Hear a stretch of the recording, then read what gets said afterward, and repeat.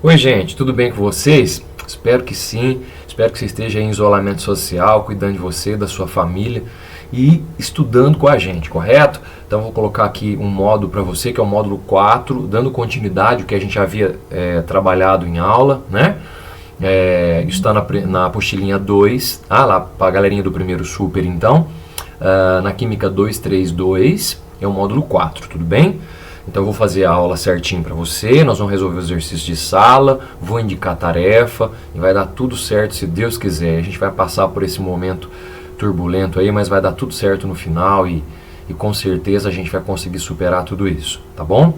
Mas vamos sempre organizando, continuando o nosso cronograma de estudo, segue aqui os vídeos que eu vou colocando para você certinho que a gente vai matar com certeza todas essas matérias importantes aí que a gente tem que passar para vocês, tá bom?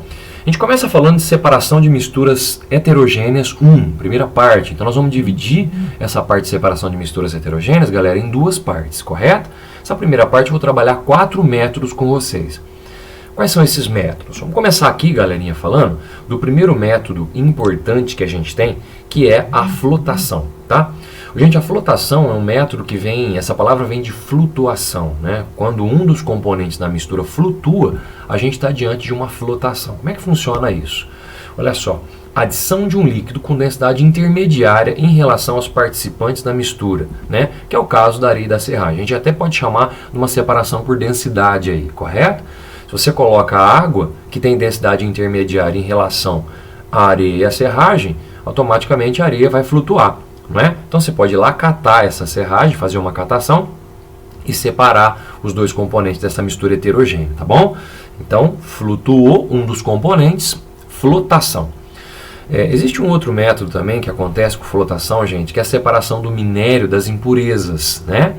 Então, o minério, ele é extraído lá da natureza e para separar esse minério de pedra, de areia, das impurezas mesmo, é feita a flotação. Como é que é feito isso? É colocado minério, água, óleo e detergente. E é injetado ar no sistema. O ar empurra o minério impregnado com óleo para a superfície e as impurezas vão para o fundo, sofrem, portanto, decantação. Eu trago aqui a imagem para você, olha só. Tá vendo? Então o minério fica na superfície, impregnado com óleo, e as impurezas vão para o fundo. Depois é utilizado detergente e consegue separar o minério, portanto, das impurezas. Correto? Então também é uma flotação. Por quê? Porque o ar foi borbulhado e empurrou, ajudou o minério flutuar, ficar na superfície. Portanto, flotação também, não esqueça desse método importante, viu, gente? Flotação, que é o primeiro método de separação de misturas heterogêneas que eu estou apresentando para vocês, tá bom? Olha só, nós temos também um outro método importante que é a dissolução fracionada. Agora, como é que funciona a dissolução fracionada, né? Olha só, eu trago um esqueminha aqui para você. A gente coloca lá, por exemplo, imagina que você tem uma mistura de sal e areia. Obviamente, se você colocar água, né, a água vai dissolver o sal, né? E a areia fica embaixo, né, da mistura. Se você filtrar, a filtração vai com certeza reter a areia aqui no papelzinho de filtro e passa a água mais sal. Se você fizer o aquecimento aqui e evaporar essa água, você consegue ter só o sal, né? O que você fez aqui? Você adicionou um solvente que tem densidade, um solvente que na verdade dissolveu apenas um dos componentes da mistura. Portanto, dissolveu uma fração. Então é por isso que a gente chama do quê? De dissolução fracionada. Tá bom, gente? Não esquece desse método que também tem uma importância muito grande na separação de misturas heterogêneas. Dissolução fracionada, um solvente dissolve somente um dos componentes da mistura. Tá bom? Olha só, gente, temos aqui também a fusão fracionada. Agora, fusão, derretimento, né? Como é que funciona? Olha só. Imagina que eu tenho aqui uma mistura, gente, de enxofre mais areia, correto? Vou aquecer isso. Esse aquecimento vai produzir o que aqui para nós? Vai produzir o enxofre líquido, né, fundido, derretido e areia. Por quê? Porque a areia tem um ponto de fusão muito alto e enxofre bem mais baixo. Então quem que derrete? O enxofre. Somente um derrete, somente um funde. Tá vendo? Ou seja, uma fração da mistura sofre fusão. Se você despejar isso aqui, ó, no outro recipiente, sobra areia, correto? Aí você consegue separar o enxofre da areia. Ou seja, você fundiu, você provocou o derretimento de uma das partes, de uma fração da sua mistura. Galera, a gente chama isso de fusão fracionada. Não esquece não. Uma coisa importante que eu gostaria de mencionar para vocês é que a fusão fracionada, gente, ela na verdade, ela não separa a mistura eutética, viu? Você lembra que nós trabalhamos que a mistura eutética ela tem ponto de fusão constante? Ora, se a fusão é constante para os dois componentes da mistura, que é o caso do chumbo e do estanho, lembra daquela misturinha eutética que eu passei para vocês em aula? Se você aquecer, o ponto de fusão é o mesmo, então os dois vão derreter, correto? Então fusão fracionada não separa mistura eutética. Não esquece desse detalhe importante também, tá bom? Outro processo que eu queria falar de separação de heterogêneos ainda é a levigação. Gente, a levigação acontece toda vez que um fluxo de solvente, ou seja, uma corrente de água, arrasta o componente menos denso da mistura. Você fala, oh, Renner, mas onde que a gente utiliza isso? Para separar, gente, os componentes da mistura ouro e areia, tá? Lá no garimpo os caras usam esse processo. O que é feito? É colocado a mistura numa canaleta onde é passado uma corrente de água. A água arrasta com ela a areia, as pedras, as pedrinhas, tudo vai embora. E o ouro que é mais denso fica retido, ele não vai junto com a areia e com as pedras. E automaticamente você separa, portanto, o ouro dessa mistura, correto? Esse processo é chamado levigação, uma corrente de água que arrasta os componentes da mistura. Existe também uma bacinha chamada bateia, onde o processo é praticamente o mesmo, assim, né? O garimpeiro ele coloca a mistura de impurezas e supostamente o ouro nessa bateia e fica girando essa bateia. A água vai saindo dela, né? E conforme a água sai, a água carrega a areia, as pedras e o ouro fica retido ali, se tiver ouro ali naquela situação, né? Isso chama levigação, galera, não esquece, uma corrente de água que arrasta o componente menos denso da mistura. Tá bom? Então esses são os 4 métodos que nós trabalhamos aí de separação de misturas heterogêneas, viu? Importantes: flotação, dissolução fracionada, né? Levigação e fusão fracionada. Não esquece desses 4 métodos. Agora vamos fazer os exercícios para a gente matar isso aí certinho para você, tá? Ô, gente, esse primeiro da PUC diz o seguinte: a flotação é um dos métodos de beneficiamento do carvão mineral. Isso é possível porque a fração rica em matéria carbonosa e a fração rica em cinzas apresentam diferentes. Ora, se é utilizada a flotação, com certeza as densidades desses materiais serão diferentes. Correto, gente? Lembra? Você coloca um líquido com densidade intermediária e faz a separação. Então, esses componentes da mistura devem apresentar densidades diferentes. É por isso que a gente marca a letrinha B nesse 1 da PUC, São Paulo, para você. Tá bom?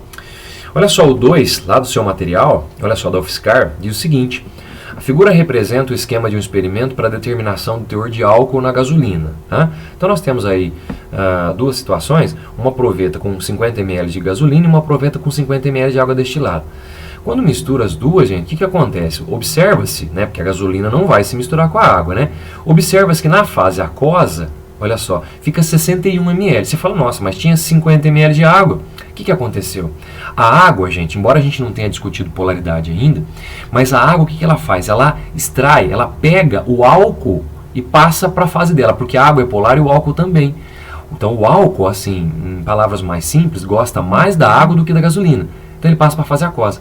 Ora, se tinha 50 ml de água e agora passou nessa fase aquosa a ter 61, é óbvio que a gente tem quanto? 11 ml de álcool na gasolina, concorda? Ele vai perguntar justamente isso. Com base no experimento, considerando que não há variação de volume, pode-se afirmar que o teor de álcool em volume na gasolina analisada e o processo de extração utilizado são respectivamente. Então o que eu pensei aqui, gente? Olha, eu peguei 61 ml, correto? E subtraí de 50. Então nós temos 11 ml de álcool que passou para a fase da água, passou para a fase aquosa. Então com isso eu descubro que eu tenho 11 ml, eu tinha 11 ml de álcool nessa gasolina, né? Aí, galerinha, o que eu faço? Ó, 50 ml era o total que eu tinha, né, de gasolina, se eu colocar 100%. E os 11 ml, né, representa quantos por cento desses 50 ml? Só multiplicando em cruz, eu acho 22%. Então eu tinha 22% de álcool nessa gasolina, né? Esse teste chama teste da proveta, viu, gente? Muito clássico esse teste, cai bastante, já caiu bastante isso também, correto? Agora, eu coloquei um solvente, no caso a água, né, que dissolveu um dos componentes da mistura. Como é que eu chamo esse processo, gente? Dissolução fracionada, que é o que nós trabalhamos agora mesmo aí com você. Então, 22% de álcool, dissolução fracionada, porque a água dissolveu só o álcool, ou seja, uma fração da mistura. Com isso a gente marca a letrinha B de bola no 2 da UFSCar. Tá certo? Olha só o 3, galera. Uma das etapas do processo de reciclagem de plásticos é a separação de diferentes polímeros. Um dos métodos mais empregados consiste na separação por densidade. Uma amostra contendo diferentes polímeros é triturada e colocada num líquido.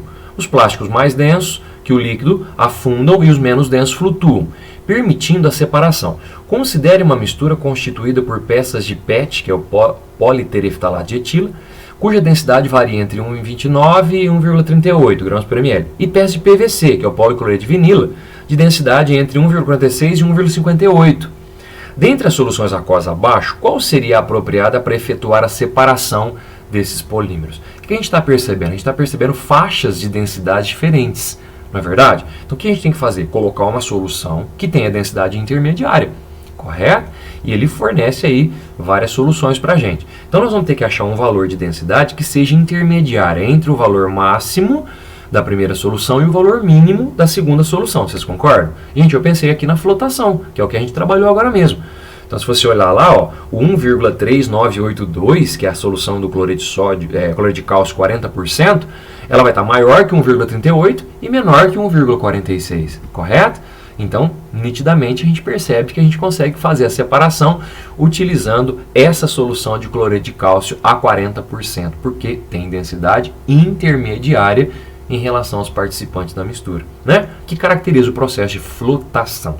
Tá bom, gente? Então tá aí uma primeira parte para você da separação de misturas heterogêneas 1, tá? Que nós vamos dividir em duas partes então. Beleza? E aqui, galera, agora eu trago para você uma orientação de estudo para você ficar tranquilo na sua casa, tudo certinho. Olha lá, o módulo 4, a apostilinha 2 que a gente está trabalhando, a página é 254 e eu gostaria que você fizesse esses exercícios que eu escolhi com muito carinho para vocês, tá bom? Faz certinho, que daqui a pouco eu vou colocar o outro vídeo para você já do módulo 5 para a gente dar continuidade a esse nosso trabalho, correto? Fiquem calmos, vai dar tudo certo no final. Fique em casa, cuida da sua família aí e continue estudando, continue a sua rotina em casa, que nós vamos vencer esse momento turbulento que nós estamos passando, se Deus quiser. Tá bom, galera? Um grande beijo. Valeu!